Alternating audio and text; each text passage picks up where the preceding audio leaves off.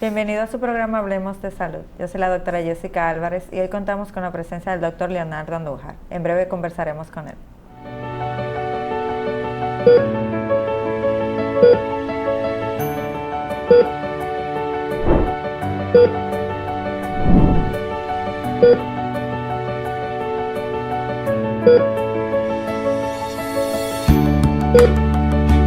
Senazata.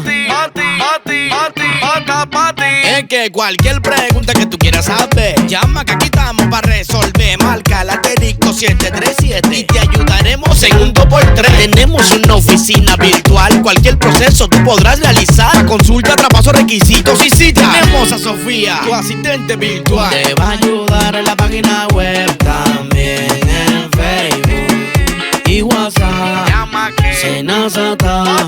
Con los canales alternos de servicio Senasa podrás acceder desde cualquier lugar, más rápido, fácil y directo. Senasa, nuestro compromiso es tu salud. Instructivo Junta Central Electoral, tomo 82.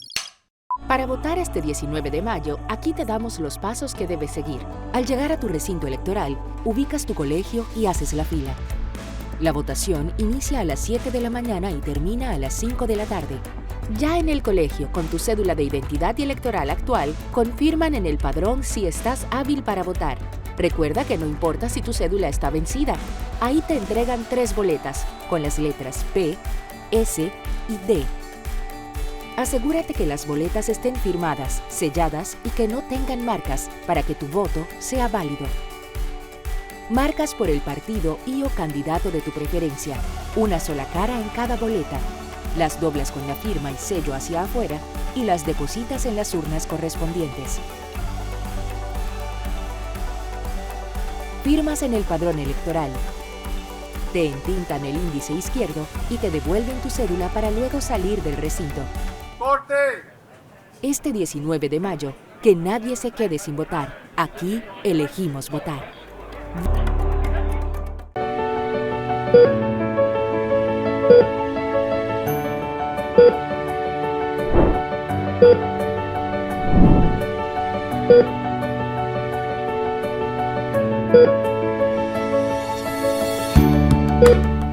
Como dije anteriormente, contamos con la presencia del doctor Leonardo Andújar, quien es médico abogado.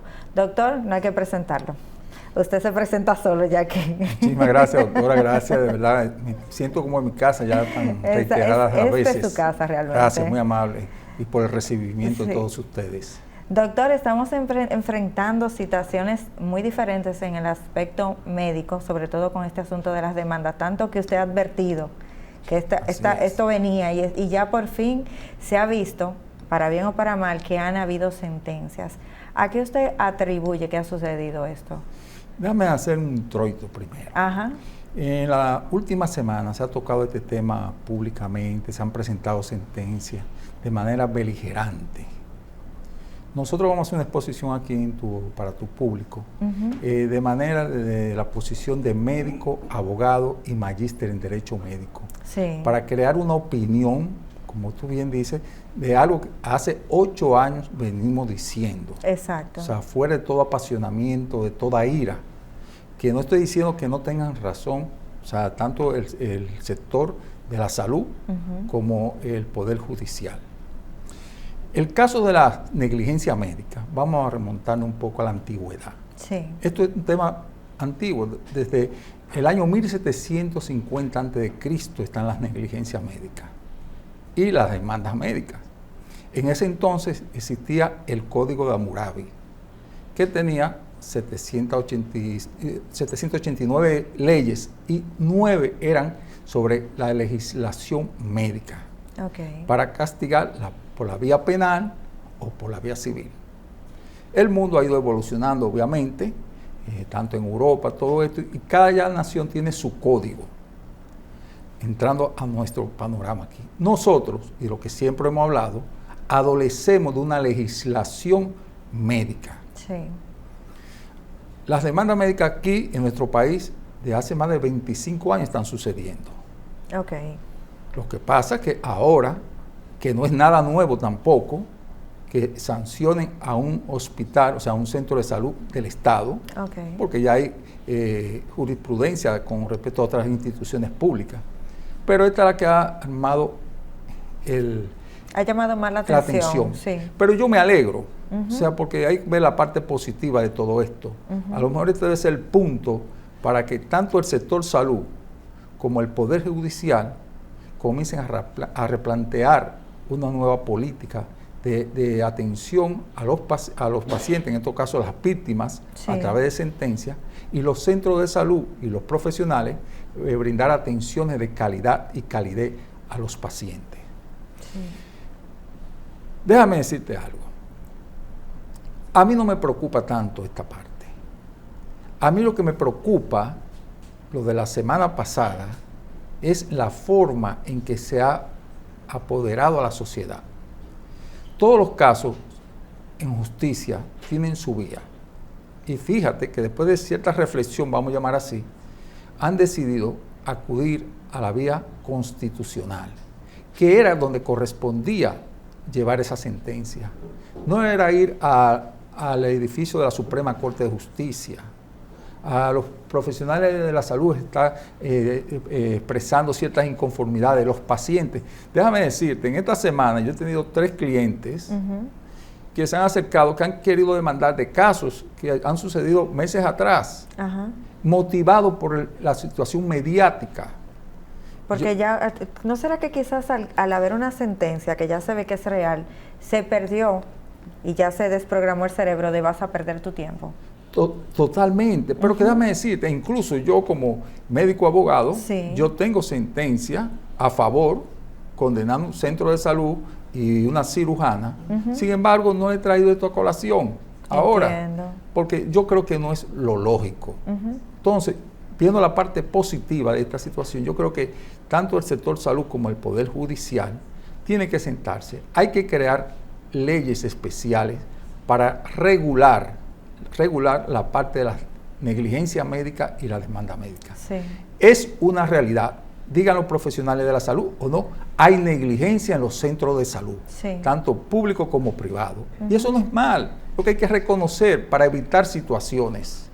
Pero ¿qué pasa? Nosotros los profesionales de la salud no admitimos con facilidad esa negligencia. Ese principio de presunción de inocencia lo tenemos muy arraigado. Sí. Yo no he cometido eso. Y es más fácil tú reflexionar, flexibilizar posiciones y va a encontrar otros resultados. Pero el tema de las demandas médicas es un tema tampoco que los profesionales de la salud les interesa. Le hacen caso omiso. Exacto, porque entienden, ahora están asustados, pero entienden que no le puede tocar a todos los profesionales de la salud, no sí, puede tocar esto.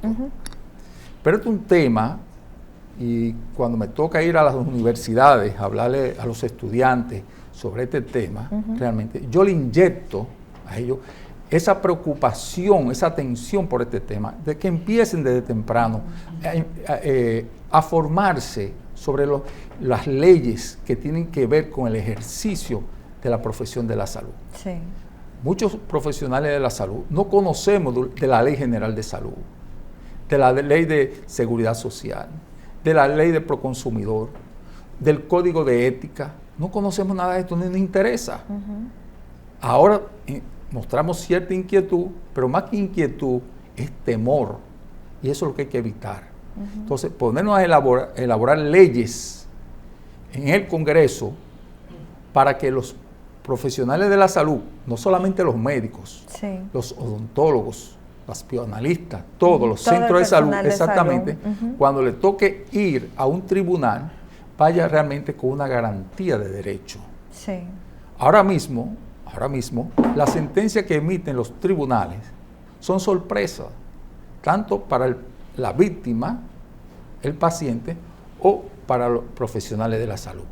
A veces tú crees que tú tienes todas las condiciones para ganar un caso y termina que el juez, que no es médico, y ahí siempre nuestra crítica, sí, claro, que esos son tribunales especiales, deben ser, conformados por médicos abogados en la Escuela de la Judicatura.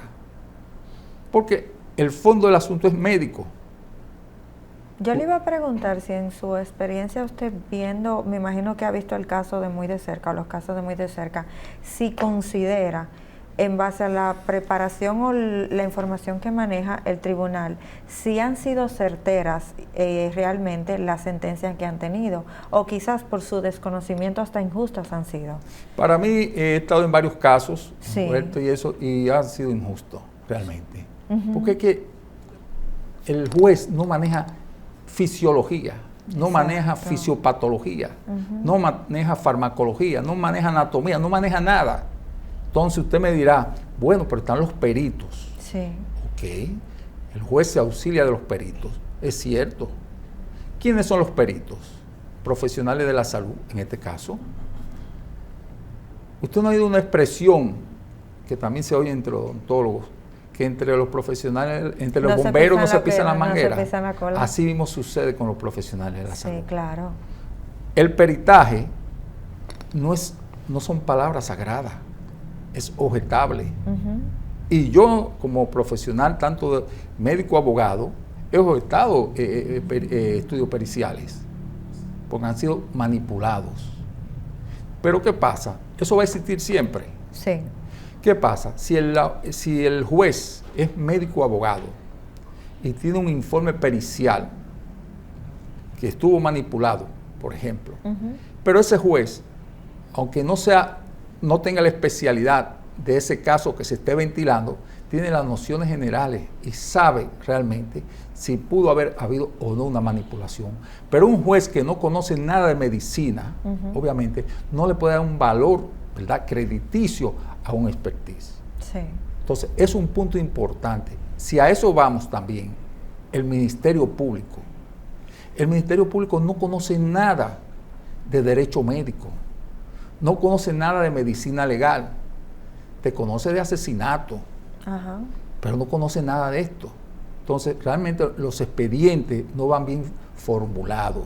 Y por eso insistimos que esto tiene que ser el punto para reencontrarnos todos y no estar creando amenazas que van a cerrar centros de salud y profesionales de la salud van a dejar de ejercer. Eso no es verdad, no es verdad. Y yo quiero creer que no va a ser verdad. ¿Por qué razón?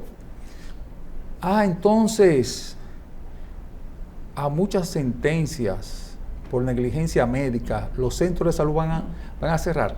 Me están diciendo entonces que los centros médicos están llenos de negligencia. Y yo realmente como profesional de la salud no admito eso, no es verdad. Son menos la negligencia médica que hay en los centros de salud. Pero, óyeme, no se puede desjudicializar la medicina. Yo estoy en contra de eso. Y además no soy yo, incluso desde el punto de vista constitucional. Sí. Nadie está exento de ser juzgado. Doctor, me imagino que también en la información siempre sale, o ha salido últimamente, el hospital tal o la clínica tal han sido sentenciados. Más sin embargo, se ha mantenido el personal médico como que para quien me imagino fue la demanda, se ha mantenido como muy, con pañito tibio, se podría decir. Cuando un paciente pone una demanda médica a un doctor, ¿involucra la clínica o el grupo donde está o solamente se direcciona hacia ese doctor? Todo depende de la causa de la demanda. Ok. Porque hay una relación entre el profesional de la salud que ejerce en ese centro de salud y el centro de salud. Ok. Entonces, dependiendo cuál sea la causa, realmente, si una causa, por ejemplo, de lo que estamos una enfermedad nosocomial, obviamente estamos hablando de la parte de seguridad, de protección del centro de salud. De la asepsia y antisepsia. Exactamente, que eso no es responsabilidad del médico, sino del centro de salud. Y es un punto muy importante porque hasta dónde nuestros centros, aunque sea privado, de alta especialidad, de alto nivel, están inmersos en estos programas de higienización, en la parte de las áreas comunes. Mire, por ejemplo, ahora después de la pandemia, los profesionales de la salud han decidido, muchos, a dejar el traje y colocarse la pijama. Sí. Hay muchos profesionales de la salud, odontólogos, médicos, todos que usan su pijama. Sí.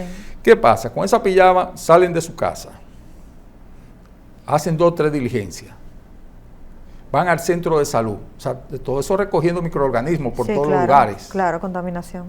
De ese, llegan al centro de salud, van al área de cuidados intensivos, a llevar todos esos microorganismos. Sí. Pero de ahí salen, van al área de recién nacido.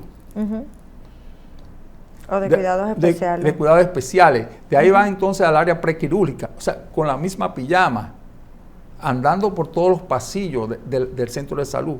¿Qué control hay sobre eso? No tenemos ningún tipo de control. Y cuando terminan de hacer sus rondas, salen con la misma pijama a hacer otras diligencias. Exactamente. Entonces, fíjate cómo se ha ido complicando el asunto. Yo creo que es un momento, pero sin... Por eso te dije que no quiero... Reflexión. De reflexión, no es para venir a hacer acusación que este centro, que tal cosa. No, para reflexionar y mejorar, buscar. Esa es mi parte, siempre ha sido de conciliar, de buscar, de aportar ideas. Sí. Un pensamiento crítico, pero buscando aportar esa idea para hacer la reforma que realmente necesitamos. Sí. Y tanto el sector salud, en todas sus áreas, tiene que pensar en esa línea. Sí. Porque las demandas médicas, las negligencias van a seguir. Van a seguir. Que olviden que no se lleguen esos casos a los tribunales, eso no va a ser posible. Porque incluso los mismos jueces, cuando cometen irregularidad en su ejercicio, terminan procesados. O sea, es que nadie está exento de eso. Eso aparte es un derecho constitucional que tiene la persona a someter a quien se siente agraviado. Sí. O sea, entonces no podemos perder tiempo ni alimentando ni creando situaciones a la sociedad de que hay que despenalizar, incluso eso la parte de despenalizar tampoco se puede. Sí. Lo que hay que crear ciertamente un patrón de cuáles casos, por ejemplo, hablando de la penalización, cuáles casos pudieran ir a los tribunales penales. Eso es importante. Como también en hacer esa reforma, pensar que es muy importante, en justicia hay lo que se llama vías alternas de solución de conflictos. O sea, esos centros de mediación, de conciliación, que por ejemplo en México, antes de tú apoderar un tribunal, tú agotas una jornada de esto. A lo mejor en un momento de conciliación suceden arreglos armoniosos, malentendidos, que yo entendía tal cosa y todo queda ahí, se neutraliza ahí. Sí. Nosotros aquí tenemos Proconsumidor, pero Proconsumidor, y he hablado con ellos, he estado en una ocasión, me invitaron, pero no tiene los recursos humanos para iniciar verdaderamente un proceso de conciliación. No tienen médicos abogados formados en derecho médico. O sea, es difícil todavía que Proconsumidor pueda asumir esto. Pero sería un gran espacio y evitaría esos momentos traumáticos y además lo costoso que significa un proceso judicial. Sí, entiendo. Doctor, estas sentencias que se han visto últimamente, ¿usted las veía venir en su experiencia o simple y llanamente fue que decidieron hacer ruido para quizás comenzar a sentar precedentes? Y también tenemos una opinión del Colegio Médico que no sé si usted la consideraría acertada o desacertada en cuanto a su posición respecto a esto. Fíjate, el Colegio Médico y el hospital, o el hospital y el Colegio Médico, decidieron llevar esta sentencia al Tribunal Constitucional, que fue lo que debieron haber hecho, sí, y no coger para la Suprema. Que tengan posiciones encontradas, que digan que no estén conformes, eso es algo, un derecho que les existe. Es un derecho que exactamente, les existe, sí, claro. Que entiendan, para eso están los recursos, entonces, legales. Entonces tú tienes que alimentar, crear esos recursos para esas deficiencias que tú dices que hubo en esa sentencia, entonces mostrárselo al Tribunal Superior que le toque, entonces ese tribunal evalúa, anula la sentencia o la confirma. ¿Tú ves? Pero yo entiendo que realmente es la vía, es la vía. Yo no sé realmente, porque vamos a ser honestos, qué hay detrás de esa sentencia del hospital, realmente. ¿Por qué precisamente esa sentencia? Sí, porque ha sido por primera vez en toda la historia algo que ha hecho ruido real. Sí, exacto, ha hecho ruido real, pero hay sentencias anteriores a centros de salud público que ha sido condenado. Sí, y no se sabe. Exactamente, y privados, centros privados, fíjate que ahora han salido sentencias a centros de salud privados, ya de tiempo atrás, que todo el mundo, bueno, todo el que tiene una sentencia debajo del brazo, viene y la saca. Lo que pasa es que usted sabe que como el tema está de moda, ahora van a empezar la recopilación de datos para sacarlos. Exactamente, entonces ahí viene también, es importante, fíjate, lamentablemente me ha dado la razón el tiempo. Digo lamentablemente que tengo que presentarse todo este escándalo. Yo siempre he dicho que la demanda médica es para los médicos abogados. Para los médicos abogados. Los abogados, para ellos todo es negligencia médica, porque a ellos les interesa asumir el cliente. Sí.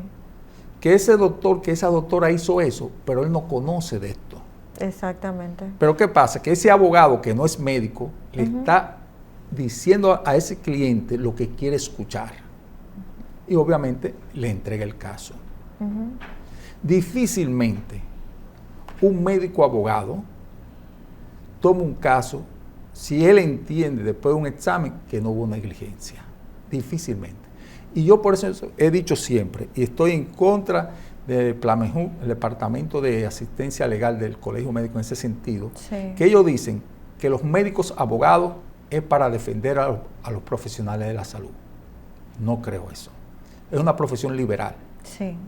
Entonces, ¿qué pasa? Hay lo que se llama la tutela judicial efectiva. Si queremos una tutela judicial efectiva, tanto el paciente como víctima tiene que estar bien representado. ¿Y qué mejor representado con un médico abogado? Un profesional de la salud bien representado. ¿Qué mejor representado con un médico abogado? E incluso menos demanda médica van a haber. Sí. Porque el proceso de conciliación que estábamos hablando ahorita se puede dar más fácil porque los dos representantes legales conocen de lo que están tratando. Exacto. Y pueden armonizar. O sea, hasta tanto se forme aquí el Instituto de Mediación, Conciliación o Proconsumidor, realmente... Crea un departamento para que debe ser el momento propicio para todos revisarnos. No podemos buscar quién tiene la culpa, no creo perdamos mucho tiempo en eso. Yo tengo 8 años advirtiendo al país, a través de esa cápsula de Derecho Médico que publico todos los días en las redes, todas estas advertencias, realmente. Lamento que el tiempo me haya dado la razón. Hubiese preferido estar equivocado, un iluso, pero el tiempo me ha dado la razón. ¿Dónde usted considera que ha sido el fallo más grande para que haya habido una sentencia a favor del paciente de parte del personal médico? Mira, hay un punto 1A. A los médicos, a los profesionales de la salud, es lo que nos sucede: la falta, la negligencia, la torpeza, la inobservancia. Ahora, cuando hay una mala relación médico-paciente, es el punto 1A. Es el que te dice a ti, va a haber una demanda o no va a haber, aunque tú hayas cometido una negligencia. Si tú tienes una buena relación médico-paciente, difícilmente el paciente o los familiares del paciente te demanden. Ciertamente. Dicen, no, ese doctor no quiso, porque es verdad, ningún médico, ningún profesional de la salud quiere ocasionar daño. Claro. O sea, el profesional de la salud ejerce aferrado a un principio ético de beneficencia, o sea, no quiere hacer daño. Sí. Y eso es verdad, eso es indiscutible, pero suceden las cosas, las torpezas y todo esto. Entonces, el paciente admite y dice, bueno, no, es verdad, él siempre, cada vez que yo lo llamaba, aparecía. Con el amor que me daba la atención, con la calidad, la calidez y eso. Entonces, eso evita que un paciente un profesional de la salud sea demandado. Yo he tenido casos, precisamente ese, que hay opiniones encontradas en la familia. Unos familiares quieren demandar, otros no quieren. porque se apoya en el trato que le dio ese doctor a ese paciente. Sí. No, ese doctor no merece que le hagamos esto. E incluso sé de casos de madres que han perdido sus hijos por negligencia médica, pero han estado conformes con las atenciones que le han dado esos pediatras. Entonces, la parte de la relación médico-paciente, fíjate, entre los puntos, porque te dije que siempre va a haber negligencia médica y demanda médica, sí. En la medida que la medicina vaya avanzando, más demandas médicas van a haber. En el inconsciente colectivo se crea de que, te voy a poner un ejemplo, la cirugía robótica. Sí. Todo el mundo que pueda hacerse una cirugía robótica por el método robótico, la hace. Va esperanzado en que los resultados van a ser mejores. Su proceso de recuperación va a ser mejor. Todo mejor. Pero ¿qué pasa? No todo es así. Si sucede lo contrario en un paciente, la decepción es mayor, porque creyó mucho en la cirugía robótica. En la tecnología. En la tecnología. Entonces, van a empezar la demanda mayor, con más frecuencia. En los países industrializados, hay muchas demandas, hay mayores. El otro punto de la demanda es la parte que hablamos de la relación médico-paciente. Sí. O sea, se ha despersonalizado. Y un tercer punto es el cambio de paradigma que hemos tenido. De una medicina, cambiamos de una medicina paternalista a una medicina de autonomía. Ya los pacientes conocen que tienen derechos y deberes. Claro. Y tienen una fuente de investigación porque tienen el internet. Exactamente. Ya los pacientes ya no están queriéndose quedar callados. Exacto. Y esto, por eso yo digo, esto que están haciendo de manera beligerante, yo creo que deben de retirar de los medios de comunicación toda esa sentencia. Sí. Para bajar un poco la presión, porque eso no le va a favorecer a los profesionales de la salud. De por sí, creo que nos desfavorece hasta en el asunto del turismo médico, porque siempre que vienen pacientes de fuera, que recibimos bastante, vienen con la palabra demanda en la punta de la lengua. Y sí. Ahora con este precedente se le va a sumar ese estrés al personal médico. Exacto. Y ya entonces, fíjate, ya ellos conocen que aquí han habido casos. Y que ganaron. Y que han ganado. Entonces, ya ellos vienen, el que viene en turismo de salud aquí viene regularmente por la parte económica. Claro. Eso es el primer punto. Que las atenciones son de cierta calidad, sí. También es cierto. Pero si encuentra que en un proceso de atención que tuvieron hubo una negligencia, también van a demandar. Pero también hay otro punto, doctor. Cuando son pacientes locales y lo atendió otro paciente, usted tiene cerca información sobre el historial clínico de ese paciente, pero con un paciente de fuera tú no lo manejas. No. Entonces puede que te oculten información que luego te afecte directamente a ti. Así es. Y el problema te caiga a ti. Y hay algo primo hermano de lo que usted está diciendo, que son las famosas, y yo siempre he sido enemigo de la teleconsulta. También. Yo no le recomiendo a ningún profesional de la salud que dé teleconsulta. No le recomiendo por nada, realmente. No sé por qué los pacientes, o algunos pacientes... Tanta comodidad para su salud. Exactamente. Entonces, oye, la posibilidad de errar son mayores. Pero por supuesto. Son mayores. Entonces, usted como paciente no se asume ese riesgo. Vaya donde el profesional de la salud, acérquese, ese contacto visual, ese contacto sinestésico, extender la mano, eso es, ya usted empieza a sanarse. Cuando usted comienza a confiar en su profesional de la salud. Sí. Es una terapia. Me siento mejor.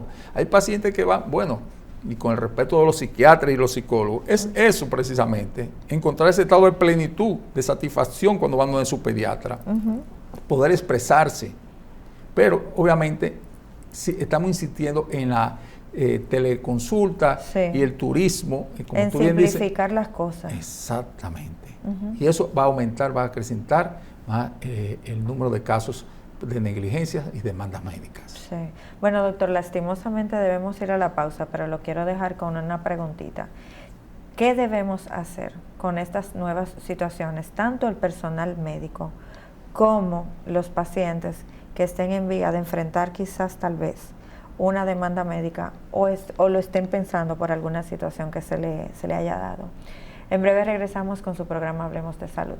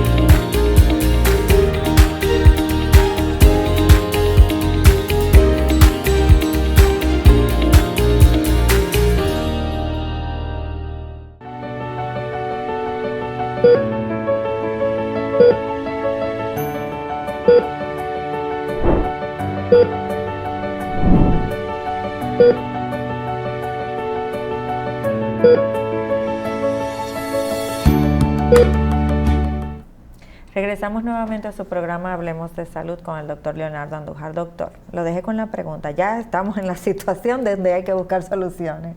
Ante una situación de demanda médica, tanto para el paciente como para el doctor, ¿cuáles son sus recomendaciones desde un inicio para que este proceso quizás sea manejado de una forma más armoniosa? Seleccionar el personal idóneo legal, que es el médico abogado, tanto para el profesional de la salud como para el paciente. Si el paciente que busca el médico abogado, él va a analizar ese expediente clínico, esa impresión que usted tiene como paciente, que ese doctor, esa doctora incurrió en esto, ese médico abogado le va a aclarar a usted si es verdad o no es verdad. Sí. Ese es lo primero. Y si el profesional de la salud, obviamente, va a compartir la parte médica con ese profesional de la salud, porque regularmente quien demanda es el paciente, sí, pero ayuda al profesional de la salud, lo ayuda a poder conciliar, o sea, buscar, mira, es verdad, tú cometiste esto, vamos a buscar la forma, armonizar con la paciente, ver en qué acuerdo podemos llegar, que eso no es nada anormal ni nada, usted no está haciendo nada mal, sí, se evita un proceso. Entonces, yo lo que entiendo es el primer punto, en la parte de representación médico-legal, o sea, desde el punto de vista el médico abogado. Sí. El segundo punto es conocer qué vía se va a introducir en caso de la demanda, si se va a coger la vía penal o la vía civil, todo dependiendo del proceso. Ahí le iba a preguntar, porque recuérdese que aquí el médico abogado es usted, pero aquí ahora mismo están escuchando muchos médicos, me imagino, que le va a interesar bastante este tema. ¿Cuál es la diferencia entre irse por una vía penal y una vía civil? Ok. En la vía penal, por el artículo 319 del Código Penal, cuando hay un homicidio, o sea, cuando hay una muerte, se llama un homicidio involuntario, un homicidio culposo, donde el paciente, el médico no tuvo el interés de provocar la muerte, o por golpes y heridas, que es el artículo 320. O sea, por lo penal. Ahora, cuando ahí en lo penal se busca una sanción y concomitantemente tú puedes demandar en lo penal con lo civil. Entonces el juez que conoce lo penal primero falla en lo penal y después falla en lo civil. Entiendo. Entonces en lo civil es un resarcimiento. Si tú decides coger la jurisdicción civil, irte para lo civil sin tocar lo penal, entonces tú vas buscando un resarcimiento en los tribunales. Tú llevas todas tus pruebas, los peritos, todo esto se evalúa y el juez de lo civil determina si hubo o no negligencia en ese caso. Entiendo, doctor. Entonces, en los casos que han habido sentencias han sido por la parte civil. Hubo una civil y penal. Hubo uno que fue penal. Sí, porque hay un cirujano plástico que le tiene un mes de prisión. Pero no fueron los casos que fueron publicados recientemente, ¿o sí? Sí, sí, un caso ahora de la semana pasada. De la semana pasada, de las que sacaron. De lo que sacaron, exactamente. Doctor, ¿y cuál es el área que está siendo más afectada por demandas, ya que usted acaba de mencionar la cirugía plástica? No son ellos los cirujanos plásticos. ¿Y cuáles son? No, son los ginecobstetras, los ortopedas, los pediatras, los anestesiólogos. Lo que pasa es que los cirujanos, y no son los cirujanos plásticos, los cirujanos estéticos, básicamente. Ajá. Los cirujanos estéticos, lo que pasa es que hacen más bulla, como venimos hablando de la semana pasada. Porque son los la que parte manejan mediática, más las redes sociales. Exacto, y muchas de estas demandas son por, y excúseme usted como dama, son mujeres, a veces del medio, que buscan hacerse ciertas reformas en su cuerpo y se salen de contexto de los cánones exactamente, reales. de una forma también de publicitarse ella misma, claro, y todo esto, o sea, que realmente lo hacen muy, de mi punto de vista, lo hacen muy alegre realmente. Yo por eso digo que los casos no se conocen en los medios de comunicación, los casos se conocen en los tribunales.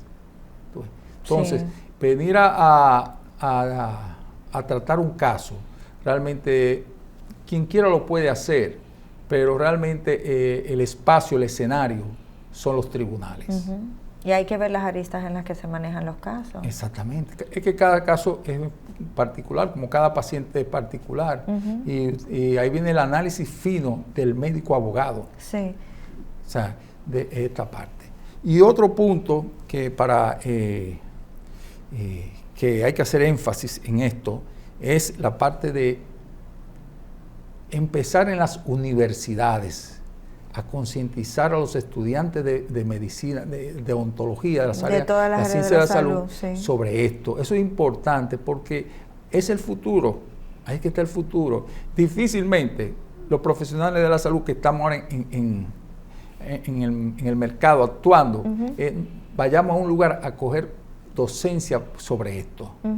No, porque yo no voy a perder tiempo en esto.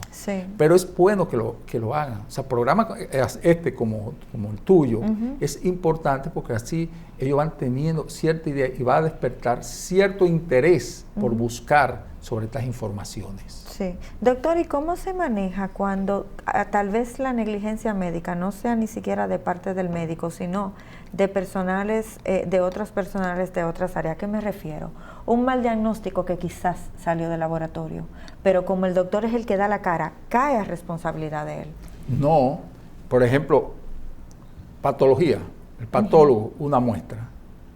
No, porque aunque fue el doctor que envió esa muestra. Y que dio el diagnóstico exactamente, que le entregaron. Pero hubo, y como ha pasado muchas veces, aquí sí, por eso que se lo pregunto, porque puede pasar. La responsabilidad es sobre el patólogo. Ok. Sobre el patólogo, realmente. Mira, pasa que no todo llega a los tribunales. Un pariente mío, hace unos años, le diagnosticaron por patología un CA de estómago. Ok. Y bueno, ya le iban a esa intervención. Su hijo, que es médico en Estados Unidos, le dijo, no, papá, ven para acá. Y resultó que no tenía un CA. Si él no hubiese tenido ese hijo médico, estuviera operado y con quimioterapia y todo lo demás. Oh, Dios mío. Ahí, por ejemplo, yo siempre soy muy apasionado de una segunda opinión y de una tercera opinión. Y las muestras que vayan a patología, es bueno tomar otra muestra para tú llevar a otro laboratorio y confrontar, porque pueden pasar cosas, o sea, se extravió el nombre, se le pusieron una muestra de Juan, se la pusieron a José, no a María. Hicieron en el tiempo previsto, o sea, son un sinnúmero de cosas que pueden suceder y hasta el transporte de la prueba. Totalmente, entonces tú buscas eso y buscas dos laboratorios, o sea, yo entiendo eso. Fíjate, ese caso de esa persona evitó una cirugía porque su hijo era y un tratamiento por cirugía es bastante fuerte. Exactamente. Y no, ya te iba a condenar, dime tú. A condenar a un tratamiento súper fuerte, costoso y que realmente magulla emocionalmente a las personas. Y el entorno, o sea, la parte de los familiares, los hijos, todo eso es. Doctor, hemos hablado mucho en el área de que sabemos que los médicos quizás no tienen esa capacidad puede ser ego, lo que sea, de reconocer la falla. Es muy difícil en general que algún ser humano quiera reconocer la falla, eso lo tenemos arraigado. Pero ¿qué pasa si en la situación es la contraria? Porque hay muchos pacientes que tienen la palabra demanda en la boca, porque ven el beneficio, como decimos coloquialmente, el tigueraje lo tienen abajo del brazo. Entonces, ¿cómo se maneja eso? Déjame decirte, yo no creo que los pacientes, el motivo principal para una demanda, ellos sacar un beneficio económico. Ok. No lo creo. Mi experiencia me dice que no es. Muchos pacientes demandan porque no tienen una respuesta del profesional de la salud convincente. Entonces, como una forma de que de ese dolor que tienen, de esa impotencia, porque tú a mí no me has dicho la verdad, yo te voy a llevar a los tribunales. Entiendo. Y yo he tenido casos, óyeme, hace 2 meses tuve un caso que el doctor le dijo al paciente, se confesó con el paciente, y el paciente desistió de la demanda. Desistió de la demanda. Porque encontró la respuesta. Porque no es el dinero. Porque hablamos del dinero. Pero costoso, oye, cualquier procedimiento, estamos hablando de 3 años, 4 años, o sea, que no es un asunto en numerito, doctor. No, todo eso es costoso, depende, porque depende el abogado, como sí, tú claro. Lleve la parte de los honorarios, el 30% de lo que condene el tribunal, Okay, esa sí, parte. sí. Pero más que eso, es la sobrecarga emocional. Entonces, si tú al paciente, vuelvo y te digo, tú te le sincerizas, existe la posibilidad. Por eso yo te he hablado de los mecanismos alternos de solución de conflictos, la mediación, la conciliación, porque existe la posibilidad de que los dos, el paciente y el médico, puedan reflexionar y dejar a un lado sus pretensiones. El profesional de la salud, la pretensión de que yo no he cometido nada, y buscando demandar. Entonces yo creo mucho en la conciliación. Sí. Yo le iba a preguntar, ¿cuándo? Usted siempre ha recalcado mucho la palabra conciliación, que usted es conciliador, pero ¿cuándo usted decide que es litigio, que va para los tribunales? Bueno, si el profesional de la salud no cede, dice que no tenemos otra vez que irnos a los tribunales de la salud. Yo una vez tuve un caso, por ejemplo, que le dije a la doctora, mire, concilie con mi cliente. Concilie. Si llegaron a 100 pesos, no hay problema. Conmigo no hay problema. No, yo no he cometido ninguna negligencia. Doctor, ¿usted cometió negligencia? Esto. No, doctor, yo no he cometido negligencia. Concilie. Y mi cliente era una persona muy de iglesia, es una persona realmente de un sano corazón. Así fue. Noble. Terminó condenada por el tribunal. Tuvo que pagar entonces a mi cliente.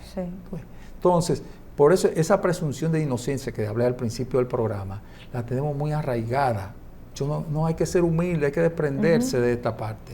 Y eso a ti no se te va a desplomar tu ejercicio profesional. Si tú reconoces, eso no te va a hacer menos. No. ¿Deberíamos ver conciliar como un ganar-ganar y el litigio como una lucha de egos?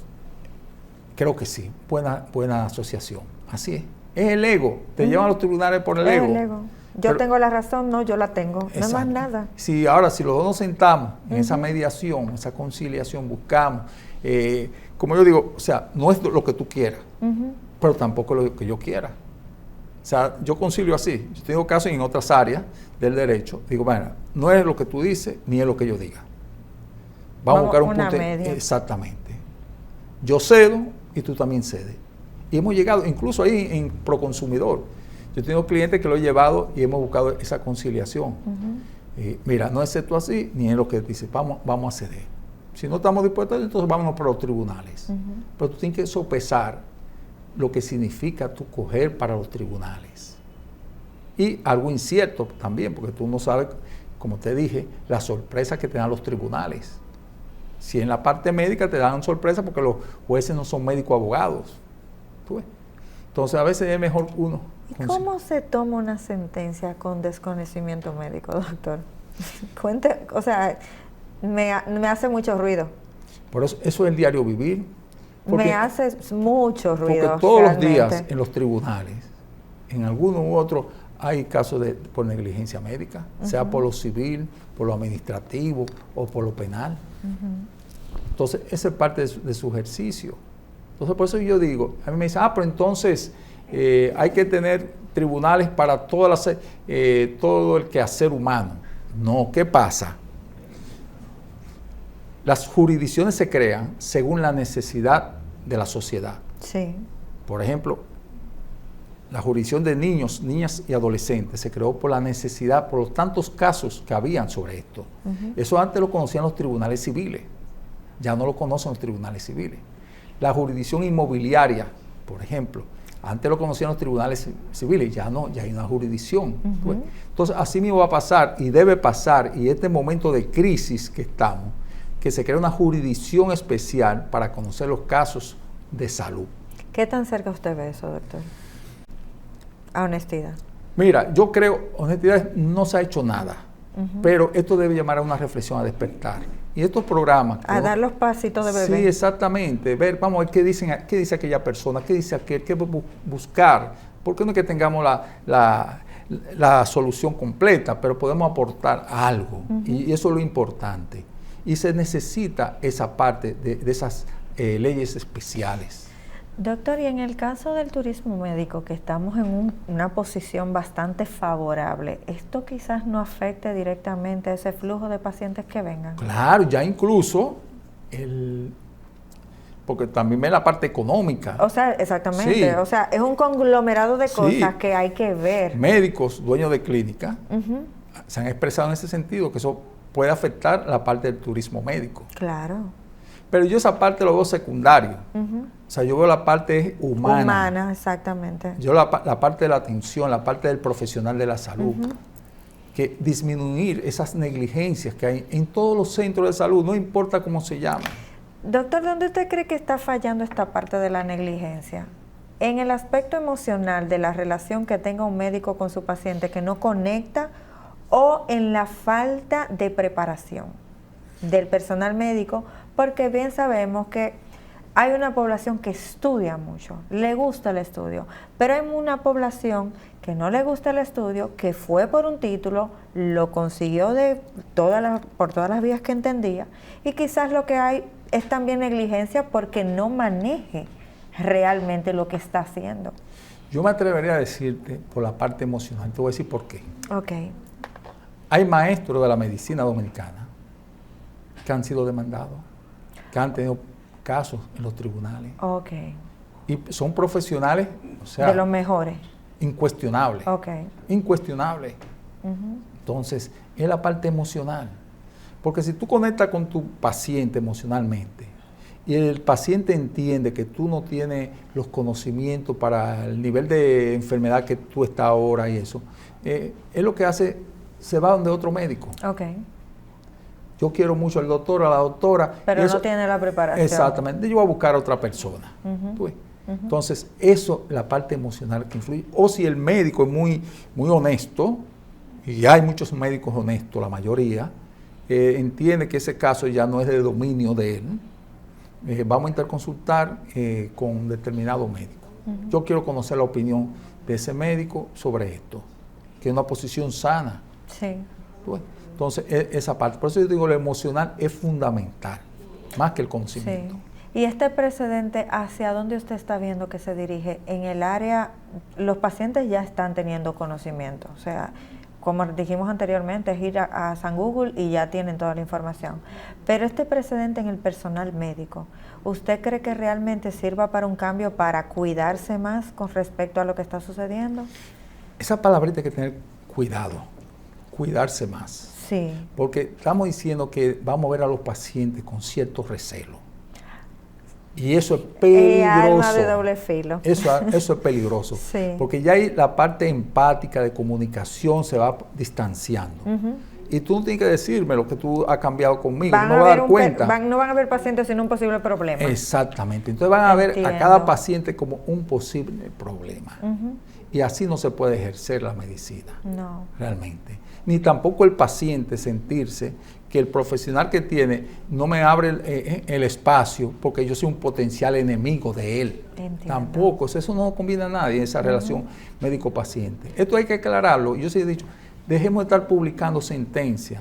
El colegio médico que haga todo lo que tiene que hacer, y estoy de acuerdo, o sea, con respecto a la parte de esa sentencia y al Tribunal Constitucional, pero vamos a enfrentar esto de otra, quiero retirar ese término, enfrentar, vamos a conocer y a tratar esto de otro punto de vista. Desde la parte de dos humanos que pueden conciliar. Porque estos son eventos diferentes a como si fueran aumentos salariales y ese asunto. No podemos confundir el tipo de estrategia a utilizar. Esto es algo diferente, que merece más tranquilidad, de sentarse. Y otra cosa, la solución está en 1 mes, 2 meses, 3 meses, tampoco, pero hay que iniciar, sentarse e iniciar aportando ideas para buscar ese cambio. Doctor, ¿y cuáles serían sus recomendaciones, tanto para el paciente como para el doctor, en una situación de una demanda?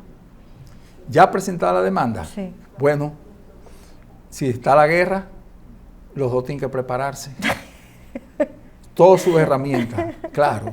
Vaya preparado. Váyase preparándose, el paciente preparándose con su expediente clínico, con todos los resultados que formen parte de ese expediente clínico, el profesional de la salud buscando su ayuda legal y esperar a ver cómo actúa el paciente. Acaba de decir un dato muy importante, y es el expediente clínico, pero el expediente clínico está dentro de una clínica. Se supone que el paciente no tiene acceso a ese expediente. ¿Qué tan real es esto? No, eso no.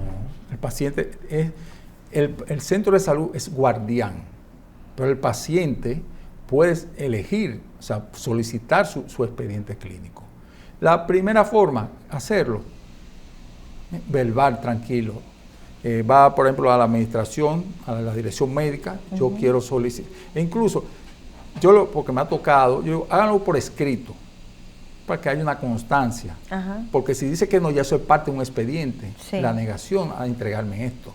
A la información. La información, exactamente. Solicite el expediente clínico. El centro de salud tiene que entregarle el expediente clínico. Yo digo, que sea firmado y sellado, cada hoja. Entonces, analizamos el expediente clínico, hablamos con el paciente a ver su punto de vista y ver si realmente hay un caso o no. Porque los pacientes y los abogados que no son médicos, todo es negligencia médica y no es así. Entonces uno se sienta y le razona al paciente, mira, no es una negligencia, eso pasó por esto y esta parte, pero no, el doctor hizo esto y esto. Tú crees, te da la impresión esto. O sea, lo que se llama el inconsciente colectivo, lo que estamos hablando de los avances de la medicina. Pero entonces, ese abogado que no es médico, sí entonces, en ese momento, es el que va a decirle al paciente, vamos a demandar. Ahora, si tiene el médico abogado y analiza y ve que no hay caso, difícilmente demande. Por eso yo digo que el ejercicio de médicos abogados en la sociedad, yo abogo eso. Yo motivo a los médicos a estudiar derecho, pero no a estudiar derecho solamente, sino a ejercer el derecho realmente. Hay muchos campos de acción y así vamos a evitar situaciones que nos van a beneficiar a nosotros los profesionales de la salud y a los pacientes, porque el ejercicio médico no es para crear confrontaciones.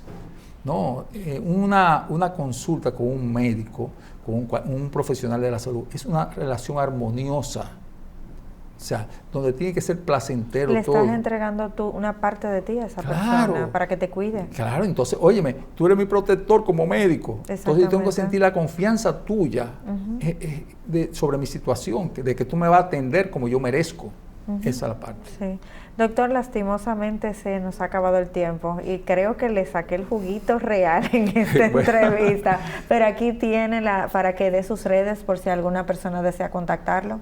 Bueno, un placer. Leonardo Andújar Saiter, estamos en Facebook, en Instagram y nuestro celular es 809-910-5404, a la orden. Bueno, doctor, ha sido un placer haberlo tenido una vez más aquí en su casa. Esto ha sido todo por hoy en su programa Hablemos de Salud y hasta un próximo encuentro. Se despide Jessica Álvarez.